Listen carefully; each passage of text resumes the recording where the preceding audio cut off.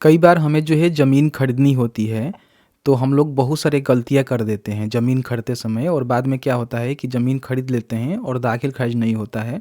कई समस्या उत्पन्न होती है जिसके माध्यम से हमें पछताना पड़ता है। 2026 में जो है बिहार सरकार के द्वारा एक नोटिस जारी किया गया है जिसमें बताया गया है कि ज़मीन खरीदने से पहले किन-किन बातों का ध्यान देना है। क्योंकि मान लीजिए आप ध्यान नहीं देंगे तो आगे चल के क्या होगा कि आपको ही समस्या होगी, आपका ज़मीन का दाखिल खर्च नहीं होगा और कहीं न कहीं लफड़ा में फँसेंगे, पैसा भी आपका समझिए कि फँस जाएगा, ठीक है? इसलिए ज़मीन खरीदने से पहले कुछ विशेष प्रकार की चीज़ें हैं जो आपको चेक करना है, देखना है। बड़ी आसानी से घर बैठे चेक कर सकते हैं, देख सकते हैं कि आप जो ज़मीन खरीद रहे हैं वो ज़मीन कैसा है, उसको खरीदनी चाहिए या फिर नहीं खरीदनी चाहिए। वीडियो में आगे बढ़ने से पहले आप सभी से रिक्वेस्ट ये भी रहेगा कि अभी तक आपने इस वीडियो को लाइक नहीं किया हुआ है तो प्लीज़ वीडियो को लाइक करिएगा और हो सके तो प्लीज़ वीडियो को शेयर करिएगा। अभी आप देखेंगे तो revenue and land reform department जो कि एक्स अकाउंट है उनके द्वारा जो है ट्वीट करके बताया गया है कि ज़मीन खरीदने से पहले इन बातों का ध्यान रखें। यानी कि इन्होंने नोटिस जारी करके बताया हुआ है कि अगर आप ज़मीन खरीदने जा रहे हैं तो कुछ बातों का जो है विशेष रूप से ध्यान रखें, ठीक है। अब इसमें देखेंगे इन्होंने जो नोटिस जारी किया हुआ है ना, इसमें बहुत सारे ऐसे बातें हैं जो बताया हुआ है, ठीक है। सबसे पहले जो विक्रेता हैं उनकी जो भी जमाबंदी है, आपको पता ही होगा कि जो भी आप ज़मीन खरीद रहे हैं ना, उसका एक जमाबंदी होता है, मतलब कि ज़मीन उसके नाम से है कि नहीं है, उसकी जमाबंदी पंजी होती है। तो उसको आपको देखना है कि ऑनलाइन अपडेट है कि नहीं है। अगर ऑनलाइन अपडेट नहीं है, नेट पे शो नहीं करता है, तो फिर वो ज़मीन लेने से कोई फ़ायदा ही नहीं है।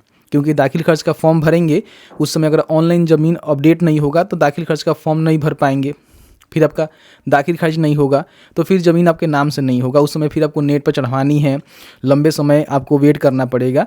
तो पहले आपको चेक कर लेना है कि आपका जो भी ज़मीन आप ले रहे हैं तो ज़मीन जो है जमाबंदी उसका ऑनलाइन अपडेट है कि नहीं है, ऑनलाइन शो करता है कि नहीं करता है, ठीक है। अगर नहीं करता है तो सबसे पहले उससे परिमार्जन करवा लीजिए कि भाई परिमार्जन करके अपने ज़मीन को नेट पर चढ़वाइए, उसके बाद ही आपका ज़मीन हम खरीदेंगे। अब इसको चेक करना बेहद आसान है। क्या करना है कि बिहार भूमि के पोर्टल पे आना है।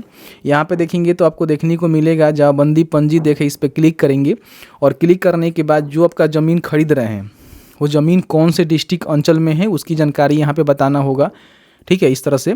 और समझिए कि प्रोसीड के बटन पर क्लिक करेंगे, फिर हल्का का सिलेक्शन करेंगे और मौजा का सिलेक्शन करेंगे जहाँ भी ज़मीन है जो आप खरीद रहे हैं।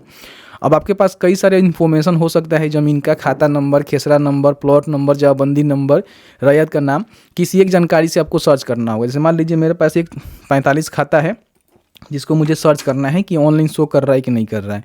तो देखिए यहाँ पे ऑनलाइन शो नहीं कर रहा है, तो नहीं कर रहा है तो ये ज़मीन लेने से हमें कोई फ़ायदा नहीं है, समझ रहे हैं ना, इससे कोई फ़ायदा नहीं होगा लेने से। अगर वही मान लीजिए आपका ज़मीन यहाँ पे ऑनलाइन दिखाता है, खुल जाता है, जैसे कि आपको हम दिखा देना चाहेंगे, यहाँ पे रीसेट करेंगे और जैसे कि मान लीजिए हम गोपालगंज सिलेक्शन कर लेते हैं, ब्रॉली, प्रोसीड, यहाँ पे हल्का और फिर यहाँ पे मौजा, खाता नंबर डालेंगे यहाँ पे, ठीक है। और इसको प्लस करना है, प्लस करने के लिए बोल रहा है, सर्च के बटन पे क्लिक करेंगे। इस तरह से आपके सामने जमाबंदी पंजी आ जाएगा। अगर नेट पे उनके रैयत का नाम, ठीक है, साथ ही साथ यहाँ पे सारे इन्फॉर्मेशन शो कर रहा है तो समझिए कि ठीक है, आप इस ज़मीन को खरीद सकते हैं, ठीक है। अब दूसरा यहाँ पे क्या इन्होंने बोला हुआ है, जमाबंदी देखने के लिए इस वेबसाइट पे जाकर आप देख सकते हैं कि जमाबंदी उनका ऑनलाइन है कि नहीं है, जो कि मैंने आपको बता दिया। साथ ही साथ इन बातों का भी विशेष रूप से ध्यान रखना है कि क्या जमाबंदी में आपके द्वारा खरीदा जा रहा है खेसरा का नंबर और सभी रकबा एरिया दर्ज है कि नहीं। कई बार क्या होता है कि हम लोग ज़मीन खरीदते हैं ना, उसमें खाता नंबर, खेसरा नंबर मिसिंग रहता है, रैयत का नाम फुल नहीं रहता है या फिर रकबा गायब रहता है, तो फिर समस्या होगा, दाखिल खर्च का फॉर्म भरेंगे उस समय, ठीक है। तो इसको आपको चेक करना पड़ता है। तो सेम वही प्रक्रिया है, यहाँ पे आकर चेक करेंगे। जैसे कि मान लीजिए मुझे इनका देखना है तो इस पर हम क्लिक करेंगे तो पूरा यहाँ पे इनका जमाबंदी खुल जाएगा। अब यहाँ पे देखिए इनका नाम यहाँ पे सही से मेंशन होना चाहिए, देख लीजिएगा। यहाँ पे खाता नंबर भी मेंशन होना चाहिए, अगर नहीं है तो फिर नहीं खरीदना है, बोलना है कि पहले खाता नंबर चढ़वाइए। यहाँ पे प्लॉट नंबर जो आप खरीद रहे हैं वो है कि नहीं है, अगर नहीं है तो इनको बोलिए कि सबसे पहले परिमार्जन करके चढ़वाइए। उसके बाद यहाँ पे रकबा देखिए 8 डिसमिल है, ठीक है, और कहीं आपको 12 डिसमिल बेच दे तो फिर गड़बड़ हो जाएगा। अगर इसमें कम शो कर रहा है तो बोलिए कि पहले सही से चढ़वाइए, ठीक है। तो यहाँ पे रकबा 0 नहीं होना चाहिए, 0 रहेगा तो फिर समस्या हो जाएगी, दाखिल खर्च करवाते समय प्रॉब्लम होगा। तो ये सब चेक कर लेना है। बाकी यहाँ पे लगान कट रहा है, रसीद कट रहा है तो कब कब कटा हुआ है इसकी भी जानकारी यहाँ पे देख सकते हैं। तो इस तरह से इसको चेक कर लेना है। देख लेना है कि आपका जमाबंदी जो है पूरी तरह से अपडेट है कि नहीं है, जो ज़मीन आप खरीद रहे हैं वो सारी इन्फॉर्मेशन यहाँ पे अवेलेबल है कि नहीं है। नहीं होगा फिर परेशानी होगी, ठीक है। इन बातों को ध्यान रखिएगा। तो ये सारी चीज़ आपको चेक कर लेना है। फिर क्या चेक करना है कि क्या विक्रेता के स्वयं अपने नाम से ही ऑनलाइन जमाबंदी है। जो आपको ज़मीन बेच रहा है अगर उसके नाम से ही जमाबंदी है, कोई समस्या नहीं है, ज़मीन को लीजिए, खरीदिए।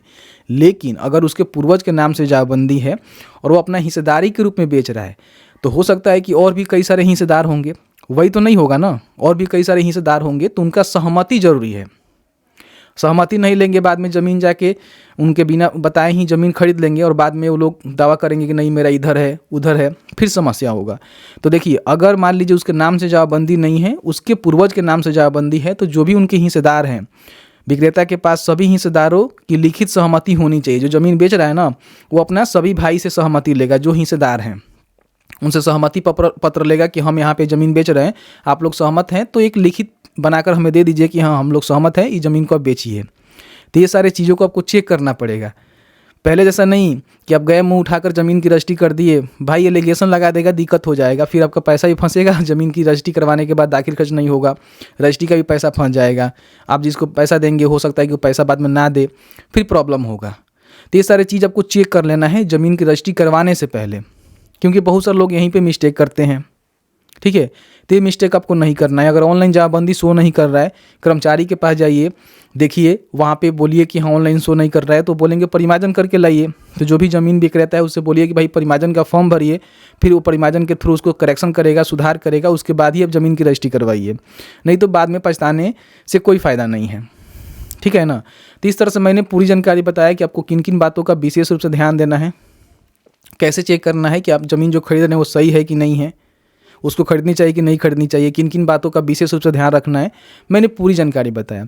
फिर भी आपके मन में किसी प्रकार की कोई भी सवाल होगा इस वीडियो से रिलेटेड, हमें ज़रूर बताइएगा। जहाँ तक हमारी नॉलेज होगी हम आपके साथ शेयर करने की पूरी कोशिश करेंगे।